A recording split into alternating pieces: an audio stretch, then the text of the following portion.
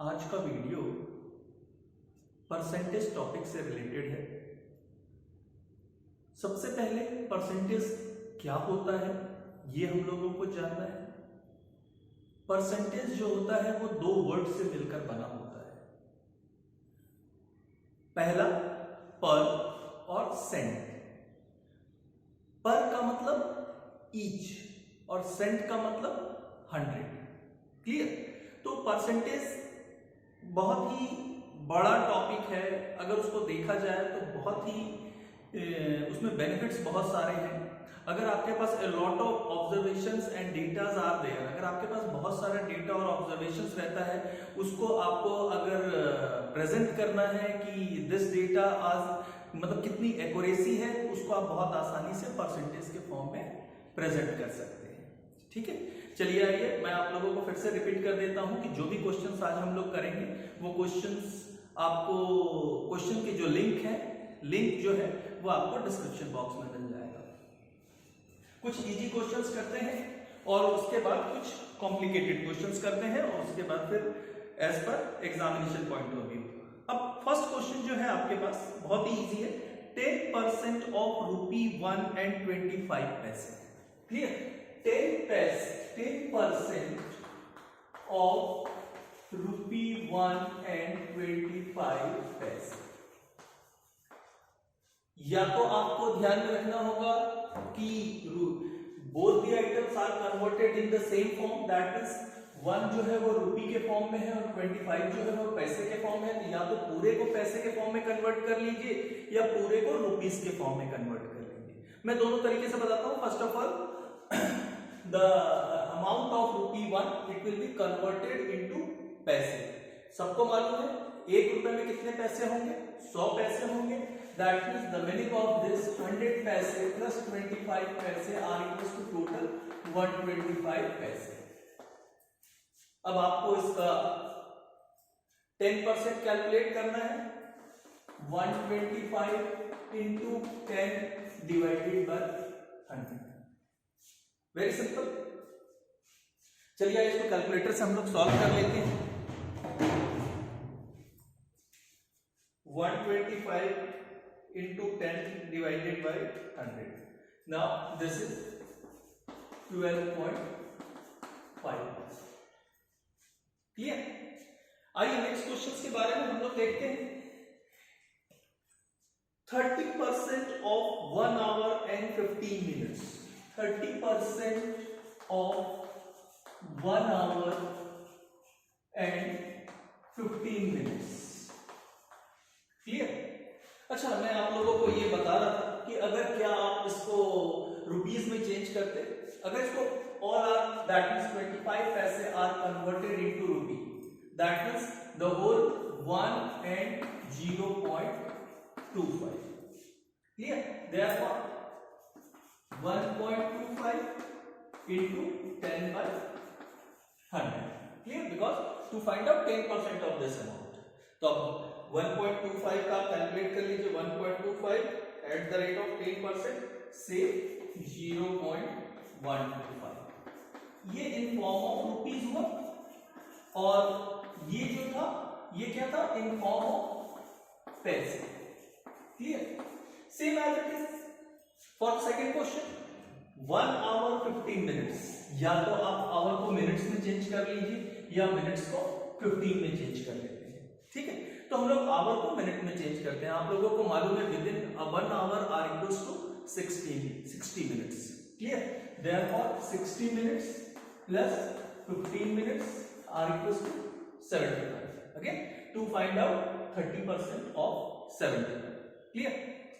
Now 75 at the rate of 30% से 30/100। बहुत easy है, इसके बारे में हम लोग बहुत ज्यादा डिटेल में नहीं देखेंगे क्योंकि ये सारी चीजें आप लोगों को आती हैं। हम लोग थ्योरेटिकल क्वेश्चंस देखते हैं जो इंपॉर्टेंट भी है। क्लियर?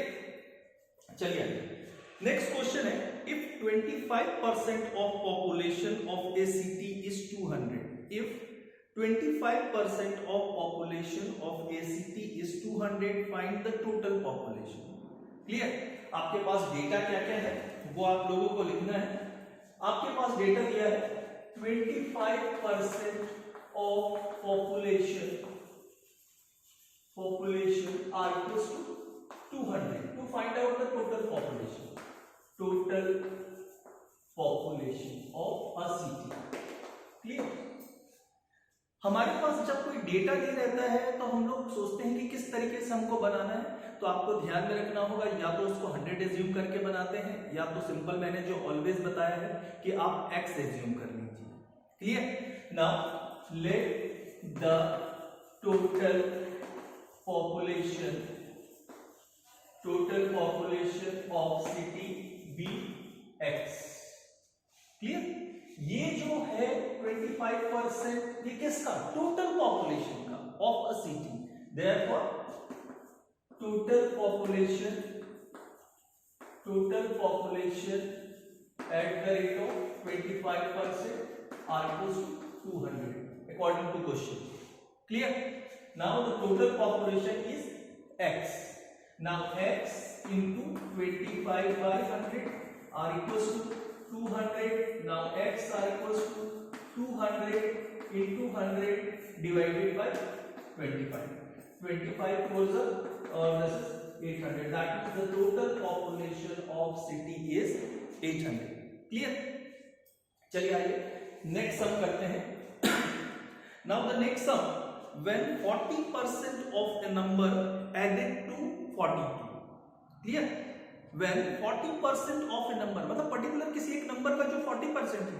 क्लियर? पर्टिकुलर एक जो नंबर है नहीं मालूम है, let the number be x. Clear?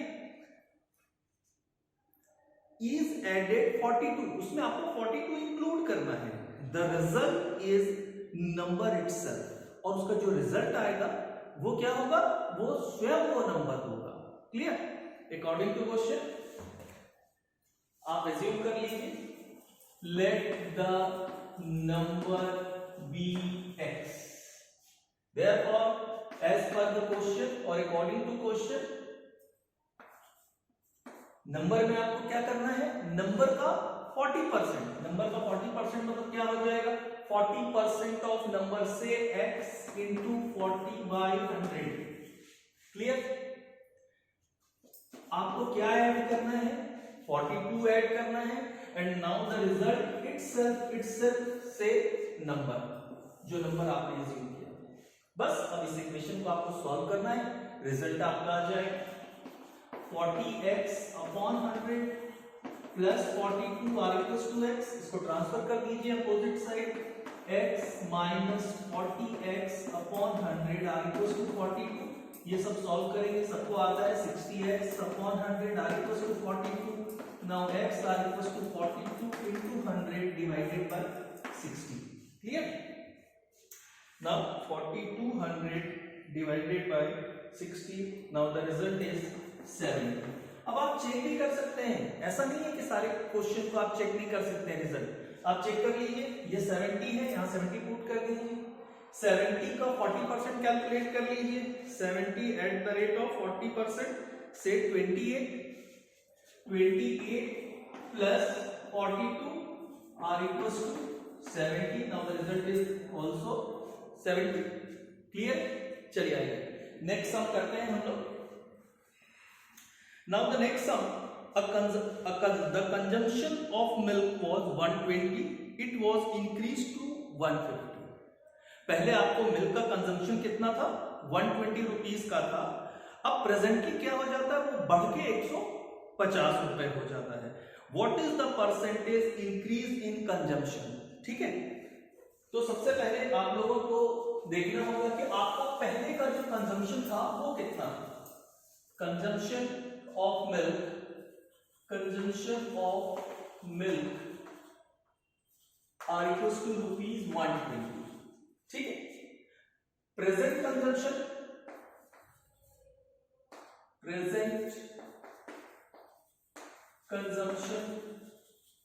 of milk are equals to rupees 150। कितना बढ़ गया? अगर आपसे पूछा जाएगा कि कितना इंक्रीज हो गया, तो सिंपल सी थ्योरी, पहले 120 रुपए खर्च होता था आपका, अब 150 रुपए खर्च होता है, तो कितना एक्स्ट्रा खर्च हो रहा है? 30 रुपीज एक्स्ट्रा खर्च हो रहा है। Now this is the extra consumption, right? ₹30. How much percentage? ये पूछा है, how much percentage? याद रखेंगे आप लोग, एक जनरल थ्योरी बता रहा हूं आप लोगों को कि अगर मान के चलिए आप लोग अभी क्या पूछा है, कितना इंक्रीज हो गया है, और कभी पूछ सकता है कितना डिक्रीज हो गया है। जब भी इंक्रीजिंग परसेंटेज पूछता है तो आपको मिनिमम वैल्यू से डिवाइड करनी है। दैट मींस आपके पास according to question two values are there, for the previous consumption are there for ₹120 and the for current consumption of milk are ₹150। दो पॉइंट्स आपके पास है, ₹120 और 150। अगर आपको मैं बार बार बोल रहा हूं इंक्रीजिंग परसेंटेज पर अगर आपसे पूछता है तो आप किससे डिवाइड करोगे, स्मॉल, जो वैल्यू छोटी होगी स्मॉलेस्ट वैल्यू से आपको डिवाइड करना होगा। अगर आपको इसी का अपोजिट इंक्रीजिंग की जगह क्या पूछता है, डिक्रीजिंग अगर आपसे पूछता है तो आप क्या करोगे, स्मॉलेस्ट की जगह क्या होगा, ग्रेटेस्ट वैल्यू, मतलब बड़ा, लार्ज, जो बड़ा होगा, greatest value. Clear? Okay, now in this question to find out the percentage of increasing consumption, right? The value of increasing consumption is ₹30 and the smallest say 120। now 120 into 100 solve कर दीजिए, आपका result आ जाएगा 30 divided by 120 into 100 से 25%। Clear? Important ये है कि आप questions के जो डिटेल है, नॉर्मल चीजें जो है वो आप कैसे समझते हैं। ठीक है, आइए नेक्स्ट क्वेश्चन के पास हम लोग चलते हैं। Now the next question, a house owner make an increase of 15% in rent। एक मकान मालिक जो है वो अपने मकान के रेंट में क्या करता है, 15% बढ़ा देता है। After some time makes a decrease of 10%, और कुछ समय बाद क्या करता है, वो 10% अपना रेंट को कम कर देता है। Find the percentage increase in the original rent, तो उसके ओरिजिनल रेंट से कितना परसेंट इंक्रीज किया। ठीक है, अगर मैं आप लोगों को सिंपल बताऊं या समझाऊं तो आप बड़े आसानी से समझ सकते हैं कि हम लोग एजम्पशन ले लेते हैं, let the rate of building be ₹100। बहुत ही सिंपल तरीके से हम लोग बनाते हैं कि जो बिल्डिंग का जो रेंट है वो कितना है, ₹100 है। Clear? Now this is the rate of ₹100। Now the increase at the rate of 15%। Okay, 15% जब इंक्रीज होता है तो क्या होता है, अब 100 का 15% आप सबको निकालना था, 100 एट द रेट ऑफ 15% से 50। Clear?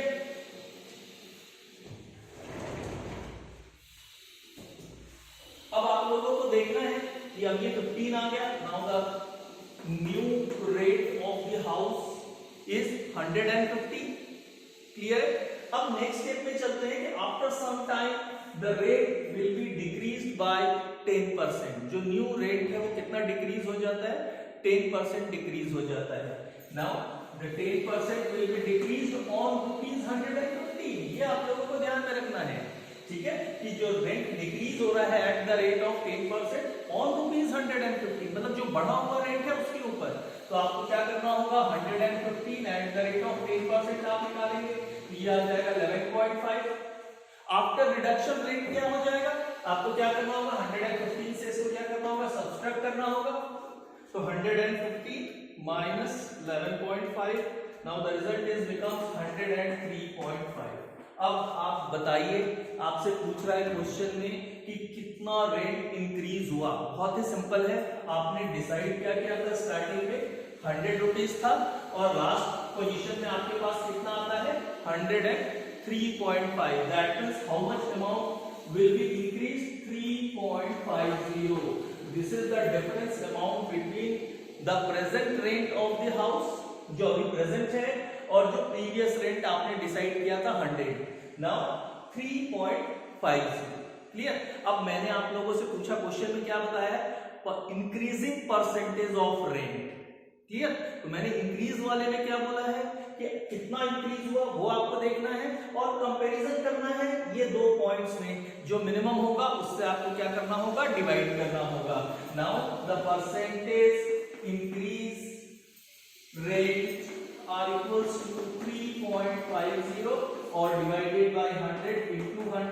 Now the result is becomes 3.50. Clear? मुझे लग रहा है कि आप लोगों को ये चीजें, ये टॉपिक एकदम क्लियर समझ में आ रही है। अब नेक्स्ट क्वेश्चन पे चलते हैं हम लोग। The population of a town increases by 10% each year for 2 years। ठीक है, एक टाउन है, उसका जो पॉपुलेशन है वो कितना इंक्रीज हो रहा है, 10% इंक्रीज हो रहा है कंटिन्यूअस 2 years तक। Clear? Then decreases by 10% each year for 2 years, और उसके जो नेक्स्ट 2 years में क्या हो रहा है, सेम 10% डिक्रीज हो रहा है। if in the beginning the population was 1 lakh, अगर स्टार्टिंग में उसका जो पॉपुलेशन था वो कितना था, 1 lakh था, find the population after 4 years। Same इसी पैटर्न में आप लोग बनाएंगे क्वेश्चन को। ठीक है, सेम जिस पैटर्न में अभी मैंने आप लोगों को समझाया है कि क्वेश्चन बना हुआ है, और मेरे ख्याल से वर्ड्स में आप आसानी से लिख सकते हैं। सबसे इंपॉर्टेंट है आपको समझना, the total population beginning at the year is 1 lakh। Starting में कितना था, 1 lakh था। Now the for first year, now the population will be increased at the rate of 10%। increase का क्या मतलब क्या होता है, ऐड होना। क्लियर? तो ऐड करना, तो 1 lakh का आपको क्या करना होगा, 10% कैलकुलेट करना होगा। 1 lakh का 10% 10,000 ऐड कर देंगे तो आपका रिजल्ट आ जाएगा 1,10,000। Now the next year again the population will be increased at the rate of 10%। तो कितना हो जाएगा, ये 11,000 हो जाएगा। इसको आपको फिर से ऐड करना होगा। ये 10% आपने किस पे कैलकुलेट किया, ये 1,10,000 पे कैलकुलेट किया। ठीक है, तो ये कितना हो जाएगा, 1,10,000 plus 11,000 are equals to 1,21,000। After 2 years, now the continuously 10% population will be decreased for 3rd year and 4th year। तो 3rd year हम लोग क्या करते हैं, 10% क्या करते हैं, डिक्रीज करते हैं। डिक्रीज का मतलब क्या हो जाएगा, माइनस हो जाएगा। Now this 10% is also calculate for population of 1,21,000। तो ये कितना हो जाएगा, इसका 10% निकालेंगे 12,100 हो जाएगा। अब माइनस कर दीजिए rest of the part of the population after 3 years, 1,21,000 minus 12,100। now the rest of the part 1,08,900। now the last 4th year again the population will be decreased मतलब फिर से आपका क्या होगा, the 10% will be calculated say 10,890। Clear? और decrease हो रहा है मतलब माइनस साइन हो जाएगा, आपको इससे माइनस करना है, -10890। now the rest of the part 98,010। after 4 years the population कितना आपके पास रहेगा, जब आपने स्टार्ट किया था फर्स्ट ईयर में आपका पॉपुलेशन हो गया 1,10,000, after second year 1,21,000, after third year this one 1,08,900 and after 4 year 98,110। Clear? अब आगे हम लोग चलते हैं नेक्स्ट सम की ओर। Now the next sum,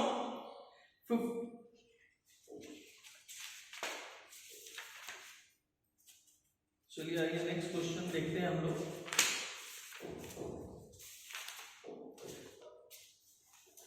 next question, a person spend ₹129.50 on recreation which is 25% of his 1/4 income. ठीक है, एक पर्सन क्या करता है, 129.50 रिक्रिएशन पे क्या करता है, स्पेंड कर देता है, खर्च कर देता है। और वो जो 129.50 है उसके बारे में क्या इंफॉर्मेशन है, लिखता है which is 25% of his 1/4 income. उसका जो 1/4 इनकम है उसका 25% पार्ट है। ठीक है, how much is his income, तो उसका इनकम कितना था। बहुत ही सिंपल है, अगर आप ध्यान से सोचेंगे क्वेश्चन क्या मेंशन किया हुआ, क्या डेटा है, तो आपको बहुत आसानी से समझ में आ जाएगा। इसमें कोई बहुत हार्ड नहीं है ये चैप्टर, आप लोग को सिर्फ कॉन्सेप्ट समझना है कि किस तरीके से क्वेश्चन सॉल्व होता है। अब इसमें आपके पास क्या डेटा है, नाउ द एक्सपेंडिचर और expenses are given. Okay, expenses are given 129.50, but according to question the expenses of person are equals to 25% of 1/4 income. Clear? ये आपके पास सेंटेंस है, ये जितने लोगों को समझ में आता है वही इंपॉर्टेंट है। ये जो थ्योरी है expenses of a person are equals to 25% of 1/4 of his income, उसके इनकम का 1/4 का 25% है। ठीक है, अब हमको इनकम तो मालूम है नहीं, इनकम डिफाइन करने के लिए बोला है, तो एज्यूम कर लीजिए let the income of a person be x. अब वैल्यू पुट कर दीजिए इसमें। अब ये पोर्शन को हम लोग लिखते हैं income into 1/4 into at the rate of 25% are equals to expenses. अब वैल्यू पुट करते हैं। ठीक है, income that means x into 1/4 25% that means 25/100 are equals to expenses are 129.50। Clear? बस क्रॉस मल्टीप्लिकेशन करना है, x are equals to 129.50 into 4 into 100 divided by 25। बस calculator उठाइए और सॉल्व कर दीजिए। 129.5 into 400 divided by 25। Now the result is x are equals to 2072। That means the rupees 2072 is the income of a person. Clear? चलिए आइए next question और देखते हैं। Next question, a businessman donates 3% of his income। एक businessman क्या करता है, अपने इनकम का 3% डोनेट कर देता है। Clear? And spend 90% of his income on his family, और अपने इनकम का 90% क्या करता है, अपनी फैमिली के ऊपर खर्च कर देता है। ठीक है, if the balance of ₹1750 is with him, अब उसके पास क्या होता है, 1750 रुपीज बच जाता है। फाइंड आउट हिज इनकम, और उसका इनकम बताइए। अब बेटा इंपॉर्टेंट ये है कि क्वेश्चन में क्या दिया है, किस तरीके से आप सोचते हैं। क्लियर? अब क्वेश्चन में क्या मेंशन किया हुआ है कि उसका खर्च बता रहा है, सबसे पहले इनकम बता रहा है, कितना सेव हो गया उसके पास। ठीक है, क्योंकि हमारा जो डेफिनेशन है वो क्या है, हमारा जो डेफिनेशन है इनकम आर इक्वल्स टू क्या होता है, income are equals to expenses plus save. ये दो ही पार्ट होता है। आपको यही क्वेश्चन में लिखा है to find out his income, ये फाइंड आउट करने के लिए बोला है। एक्सपेंसेस के बारे में बता रहा है कि 3% वो क्या करता है, डोनेट कर देता है। भाई जस्ट लाइक एक्सपेंसेस, आपके पास तो पैसा रहेगा नहीं अगर आप डोनेट कर देंगे तो।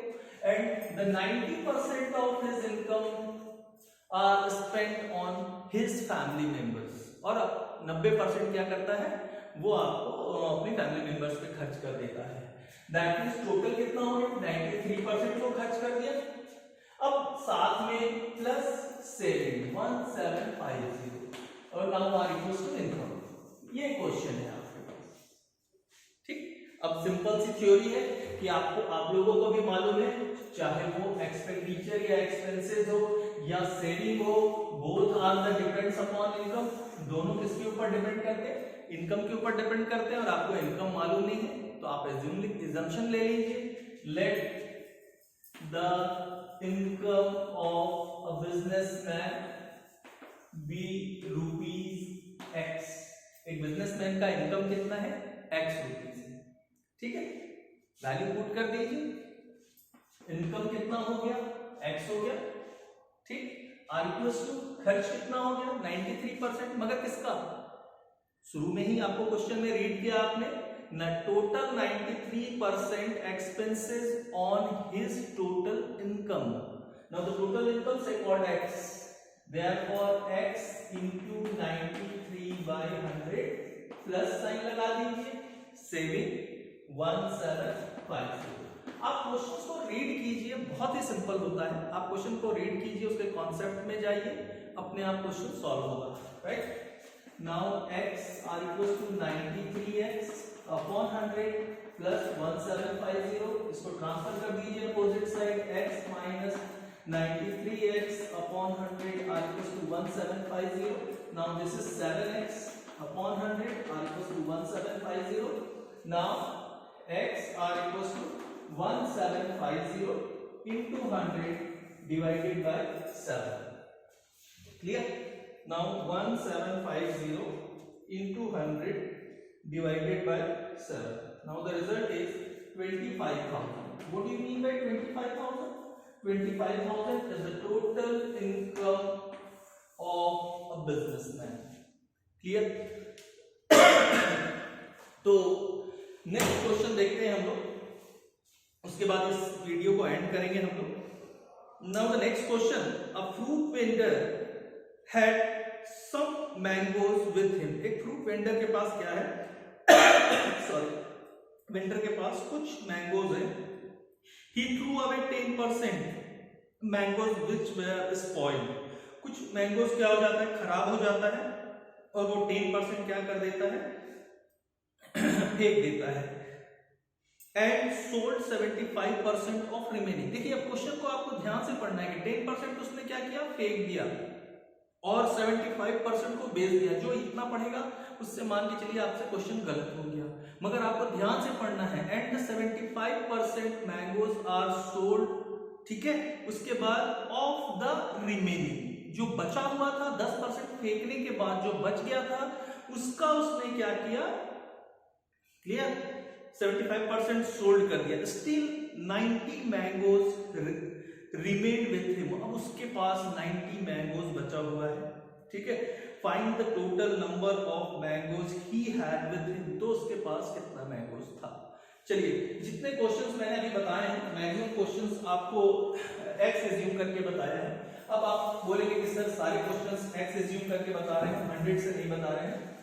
तो हम लोग आज 100 से पढ़ते हैं. हमारे पास क्या क्या बाइफिकेशन है, सबसे पहले दिमाग में वो रखते हैं. 10% जो है, 10% ऑफ मैंगोज आर स्पॉइल्ड. ठीक है, या वेस्टेज लिख देता हूं ताकि आप लोगों को ज्यादा समझ में आएगा. ठीक है, 75% of remaining 75% of remaining mangoes are equals to, क्या किया उसने? उसको बेच दिया. ठीक है, अब उसके पास बचा कितना है? 90 है मेरे ख्याल से. एक बार क्वेश्चन में देख लेते हैं, रीड कर लेते हैं. Now the still 90 mangoes are remain with him. उसके पास कितना बचा हुआ है? 90. ठीक है, ये दिस इज डेटा. हम लोगों ने क्वेश्चन अच्छे से समझा है कि उसके पास टोटल कितने थे. हम लोग एज्यूम करते हैं let the total mango be 100, क्योंकि मैंने बोला है आप लोगों को 100 से सॉल्व करते हैं. ठीक है, मैंने बोला है आप लोगों को 100 से सॉल्व करते हैं. ठीक, दिस इज 100. अब आपके पास, आपने 100 में क्या किया? सबसे पहले 10% को आपने फेंक दिया. ठीक है, wastage eight the rate of 10% on total mango. ठीक है, तो टोटल मैंगोस कितना है आपके पास? 100 है. तो वेस्टेज कितना हो गया आपका? 100 इंटू 10/100 आर इक्वल्स टू 10. तो बचा कितना आपके पास? 100 था टोटल. 100 में 10 तो आपने क्या कर दिया? स्पॉइल कर हो गया, फेंक दिया आपने उसको. नाउ द रेस्ट और रिमेनिंग. ठीक है, कितना हो जाएगा? 100 में आपने 10 फेंक दिया, तो अब आपके पास 90 बच गया. अब ये 90 को आपने क्या किया? इस 90 का 75% आपने क्या कर दिया? बेच दिया. ठीक है, 90 का कितना परसेंट आपने बेचा है? 75%. First of all to find out 75% of 90 mangoes. ठीक है, यहां लिख लीजिए number of mangoes sold. Clear? Now the 90 into 75 divided by 100. ठीक है, अब ये कितना आ जाएगा? कैलकुलेट कर लीजिए. 90 75%, नाउ 67.5. ठीक, now the remaining mangoes are equal to 90 था. 90 में इतना बेच दिया, इन दोनों को सब्सट्रैक्ट कर देंगे तो रिमेनिंग पार्ट पता चल जाएगा. 90 minus 67.5. 90 minus 67.5 से 22.5 इतना बचा हुआ है. जबकि क्वेश्चन में आपको कितना बता रहा है? इतना बचा हुआ है. ठीक है, अब जब आपने 100 एज्यूम किया, तो आपके पास इतना था. क्लियर? सॉल्व कीजिए.